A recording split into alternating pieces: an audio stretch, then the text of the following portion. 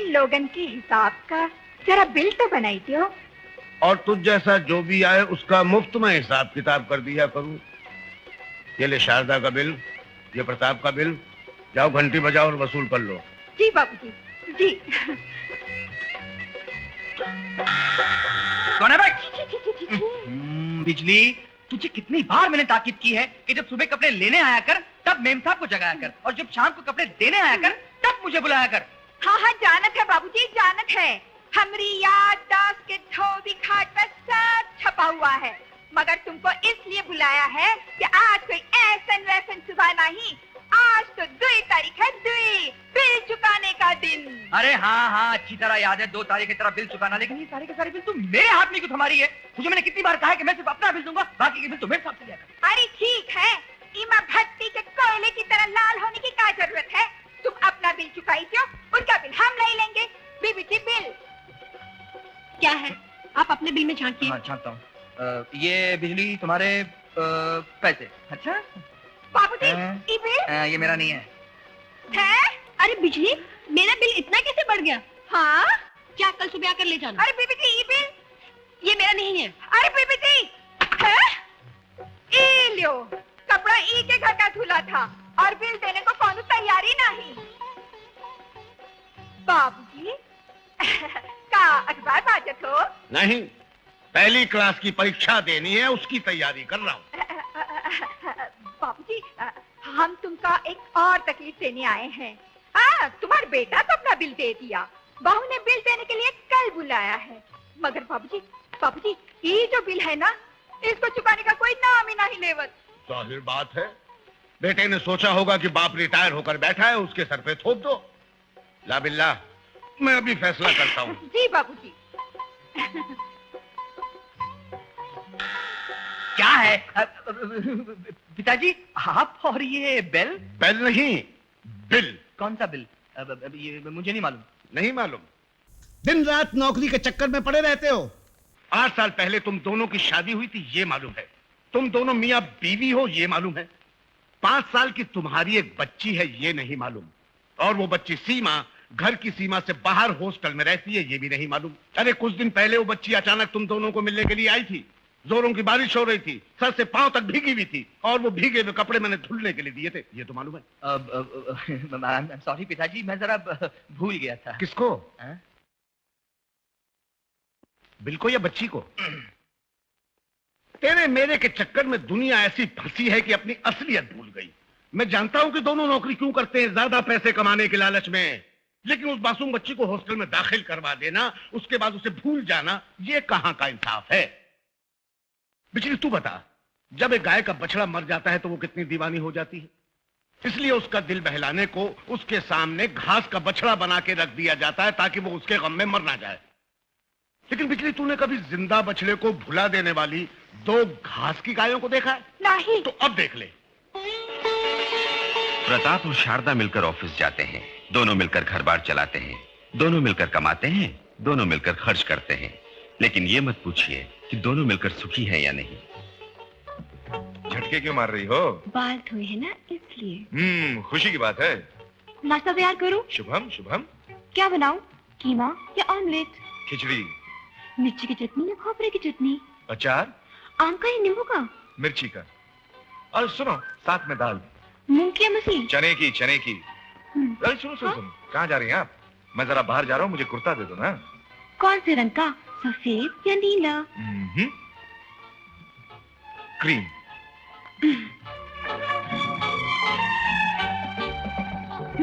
ये लो। कुर्ता ले आई। गुड। बाजार जा रहा हूँ, जल्दी ही लौट आऊंगा। खुशी की बात है।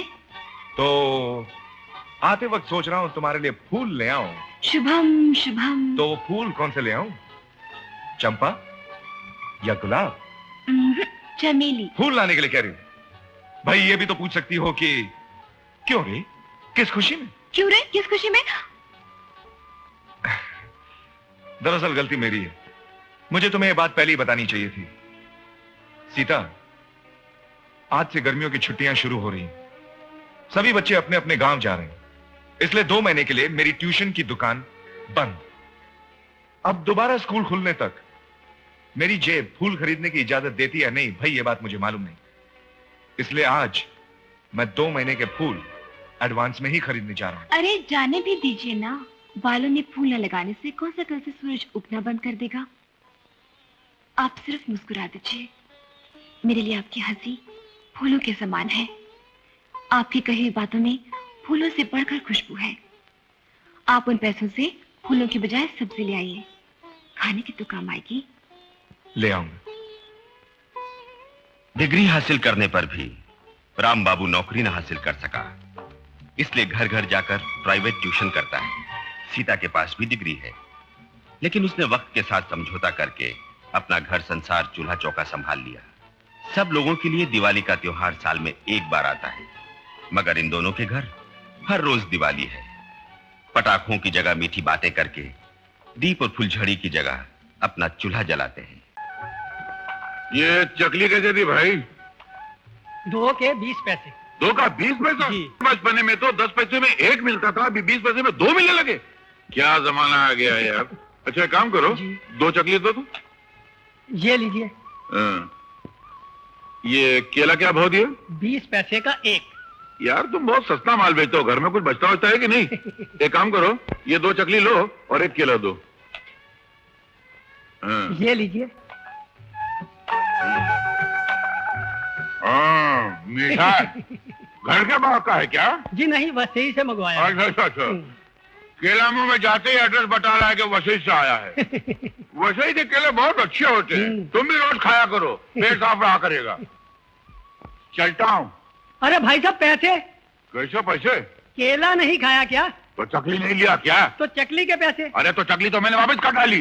अरे सीधा हिसाब है यार, चकली मैंने लेके लौटा दी, उसके बदले केला लिया, तो केले की कीमत चकली हुई, चकली तुम्हारे पास है, तो केले की कीमत चकली और चकली की कीमत केला, तो बीच में पैसा कहां से आया? तुम सीधे से दुकान चलाओ ना, दुनिया लूट के ले जाएगी। तुम हिसाब करो, मैं वापिस आता हूँ।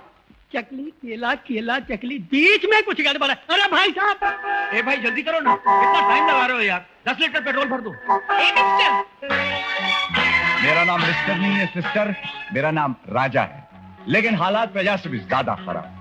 बीकॉम फर्स्ट क्लास पास हूँ, हैदराबाद का रहने वाला हूँ, शराफत तमीज और ईमानदारी का चाहने वाला हूँ, लेकिन आज तक एक भी ढंग की नौकरी नहीं मिली। इसीलिए मजबूर होकर पेट्रोल भरने का काम करता हूँ, इस पेट के जहन्नम को भरने के लिए। आपकी बड़ी मेहरबानी होगी, बड़ी कृपा होगी, बड़ी नवाजिश होगी अगर आप मुझे कहीं अच्छी सी नौकरी दिलवा दे तो। साहब स्पोर्ट्समैन भी अच्छा हूँ, क्रिकेट में फास्ट बॉलर हूँ, फुटबॉल का गोलकीपर हूँ, साथ में ड्राइविंग का लाइसेंस भी है मेरे पास। बस साहब आप मुकद्दर का लाइसेंस दिलवा दीजिए प्लीज, कहीं से काम दिलवा दीजिए साहब। तो क्या सोचा साहब मेरे बारे में? देखो भाई, मैं भी मुद्दत से तुम्हारी तरह नौकरी तलाश कर रहा हूँ। तुमने बीकॉम किया है, मैंने एमकॉम पास किया है। ये पुरानी खानदानी कार है, रोजाना इसी में बैठकर नौकरी तलाश करता फिरता रहता हूँ। मेरे पास ये सिर्फ 10 लीटर के पैसे हैं। दुआ करो, अगर मुझे नौकरी मिल गई तो तुम्हें पार्टी दूंगा, वरना इस कार को साहूकार के पास गिरवी रख के तुम्हारे पास चला आऊंगा। तुम अपने मालिक से सिफारिश करके मुझे भी यहाँ रखवा देना। यहाँ कोई जगह खाली है? अगर तुम छोड़ रहे हो तो मैं आता हूँ। अरे जाओ साहब जाओ, मैं आपसे नौकरी मांगना, उल्टा मेरी नौकरी वाला के चक्कर में। वाह 1 लीटर डालना तो बोलो, पैसे कैसे आ जाते हैं? मैं काफी देर से लाइन में खड़ा हूँ और देख रहा हूँ तुम हर गाड़ी वाले से नौकरी मांगने या दिलवाने की बात कर रहे हो, फिर मुझसे क्यों नहीं करते? तुमसे क्या मांगू भाया? जिस पेड़ पर पत्ते ही ना हो उसके नीचे धूप से बचने कौन बैठेगा? क्या मतलब? मतलब ये कि जो आदमी 1 लीटर पेट्रोल खरीद रहा है वो मुझे काम के हाथ देगा। यही मार खा गए बच्चों तुम। ये दुनिया बड़ी टेढ़ी है, जो दिखती है वो है नहीं और जो नहीं है वो दिखती है। दिखावे के बक्के वाले को तुम अमीर समझ बैठे और मुझ जैसे सीधे साधे को गरीब। जानते हो मैं कौन हूँ? सेठ जमुना दास रायचूरा। कौन सा चूरा? रायचूरा। 2 बीवियां हैं मेरी, 3 बंगले हैं, 4 मिलों का मालिक हूँ, 5 कारें रखी हैं मैंने, लेकिन मैं कार सिर्फ काम के लिए इस्तेमाल करता हूँ, दिखावे के लिए नहीं। कार लेकर ऑफिस जाने में देर हो जाती है, ट्रैफिक में फंस जाती है, इसलिए मोपेड लेकर जाता हूँ। पैसे लाओ। मालूम है, कभी बस में, कभी ट्रेन में, कभी पैदल भी चला जाता हूँ मैं। असली कारोबारी और धंधे वाले आदमी इसी तरह जिंदगी गुजारते हैं। Good bye. अरे सेठ चूरा जी, सेठ चूरा जी। ये है राजा, इसके बारे में कुछ कहने की जरूरत नहीं, आप खुद ही समझ जाइए। मेरा नाम भी सेठ फकीर चंद है, आज मैं इन सालों को मकान से निकलवा कर ही रहूंगा। क्या है कि मकान में रहने वाले मेरे किराएदार अच्छे लोग हैं, लेकिन ये ना ही तो किराया बढ़ाते और ना ही मकान से निकलते हैं। इसलिए मैं तुझे गुंडा बना कर ले जा रहा हूँ ताकि तू उन्हें धमकी देना, समझे ना? मैं कहूंगा मकान खाली करो और फिर कहूंगा पहलवान काट डाल। तू क्या करेगा? मैं एक एक को अपने दांतों से काट डालूंगा। अबे साले, तुझे गुंडा बना कर लाया हूँ कि कुत्ता बना कर लाया हूँ? ये क्या किया तूने? जब मैंने तुझे दादागिरी का एडवांस दिया था तो तेरी इतनी लंबी लंबी मूछें थी, वो मूछें कहाँ हैं? साहब तब कटकी थी ना, इसलिए मूछ बढ़ाया था। आपने पैसे दिए, कटवा दिया। लो बताओ, जिन मूछों के लिए मैंने तुझे किराए का गुंडा बनाया था वही मुझे साफ कर दी। अब तुझसे कौन डरेगा? चलो चलो। अंदर कौन है? बाहर निकलो किराएदार। तुम लोगों के साथ अब नहीं दिखा रही थी, अब जुल्म करने आया हूँ। जब मचा दूंगा, खून की नदियां बहा दूंगा। और बाहर निकलो। अरे सेठ जी, आप आइए आइए, बहुत दिनों बाद आए। चाची कैसी है? ठीक तो है ना? अरे हाँ, सुना कि बेटी सियानी हो गई है, शादी कर डाली उसकी। अच्छा, अब मैं चलती हूँ, बहुत सा काम करना है। अरे ये लड़का कौन है? बहुत शर्मिला है बेचारा। अबे ओ साले उल्लू के पट्टे, मैं तुझे खूनी गुंडा बना कर लाया हूँ, वो तुझे लड़का कहकर चलेगी, शर्मिला बनाकर चलेगी। चल सीधा। आइए आइए सेठ फकीरचंद जी, आइए। वहाँ घर में हमारे बदनसीबी की लानत है, कभी हम उनको कभी अपने सड़े हुए घर को देखते हैं। बहुत दिनों बाद आए, कहाँ थे? जेल में थे क्या? How do you do? मैं इस मकान का मालिक हूँ। अरे लानत भेजो मकान पर, उसके मालिक पे। ए लड़के सुन, तेरा भाग के गली के नुक्कड़ पे जा, 10 पैसे की बीड़ी लेकर आ तू। कौन सी लाऊं जी? घोड़ा छाप या बैल छाप? अरे गधा छाप भी चलेगी, छाप कौन देखता है? जिसमें भाप निकलती वो लेकर आ जा। मगर पैसे तो दीजिए। अजीब बेवकूफ आदमी, मेरे पास पैसे होते तो तेरे को आगे भेजता। कैसी भी चक्कर चला के एडजस्ट करके ले आ जा। एडजस्ट करके अभी लाता हूँ। अबे ओ हरामखोर की औलाद, शर्म नहीं आती? बीड़ी लाने जा रहा है? ये क्या तुम्हारे लिए बीड़ी लाने के लिए यहाँ आया है? तो फिर काहे के लिए आया? मकान खाली करना है। मगर तुम तो अपने मकान में रहते हो, खाली क्यों कर रहे हो? मुझे नहीं, तुम्हें खाली करना है। हमें? हाँ। अरे माना कि तुम जलील हो, लिच्चड़ हो, निकम्मे हो, खराब हो, मगर तुम्हारा मकान तो अच्छा है, तुम्हारा बदला मकान से क्यों ले? नहीं हम लोग ये रहेंगे, तुम जाओ। मैंने इस मकान को बेचने का फैसला कर दिया है। ये तो बड़ी खुशी की बात हुई, चलो जान छूटी तुमसे। मगर किसी अच्छे आदमी को बेचना, अपने जैसे लिच्चड़ को मत बेचना।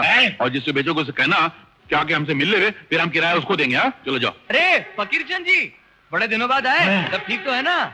ये कौन है? अरे विनोद, ये मुझ की मुंडाई और ये लाल बनियान, ये चौकड़ी वाली लुंगी, ये हाथ में लाठी, तू तो एकदम गुंडा लग रहा है। लग रहा से मतलब ये है ही गुंडा? क्या बात कर रहे हैं?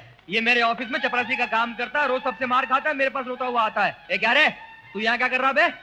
ये साहब मेरे को बोले कि इनको आपके घर का रास्ता दिखाओ, वही मैं दिखाने को आया था। मेरा काम हो गया है, मैं चलता हूँ। अबे ओ! और बताइए फकीरचंद जी, क्या खबर है? अब क्या बताएं, सब किए किराए पर पानी फिर गया। देखिए, जो भी कहना हो साफ साफ कहिए, आपस में बैठ के प्रॉब्लम हल कर लेते हैं ना। तो ठीक है, मैं एक ही लफ्ज में कह देना चाहता हूँ कि अब तुम लोगों को ये मकान खाली करना होगा। और मैं भी एक ही लफ्ज में आपको कह रहा हूँ कि मैं ये मकान खाली नहीं करूंगा। क्यों? ये मकान तो मेरा है। लेकिन किराया हम देते हैं। अरे बड़े आए किराया देने वाले क्या किराया देते हैं? अरे ऋषि बाबू, आप इंसाफ कीजिए ना, पिछले 20 बरस से आप सिर्फ 20 रुपए देते आ रहे हैं, एक पैसा भी नहीं बढ़ा। इस मकान में आने के बाद आपको 2 बच्चे पैदा हुए। मुझे नहीं, मेरी बीवी को। हाँ वही, अगर दोनों बच्चों के हिसाब से हर साल आप 1-1 रुपया बढ़ा देते तो अब तक कितना किराया बढ़ गया होता? हाँ करेक्ट, बढ़ गया होता। और मेरे घर में जब मेरी पहली संतान ने जन्म लिया तो मुझे ऐसा लगा कि घर का एक मेंबर बढ़ गया है, तो फकीरचंद का 1 रुपया किराया बढ़ा देना चाहिए। तो क्यों नहीं बढ़ाया? मेरी माँ का देहांत हो गया, अब 1 साल में एक ने जन्म लिया तो दूसरा मर गया, तो मर्दमशुमारी यानी जनगणना के हिसाब से एक घटा दूसरा बढ़ा है? तो हिसाब वहीं का वहीं रह गया, इसलिए नहीं बढ़ा। क्या धर्मराज है?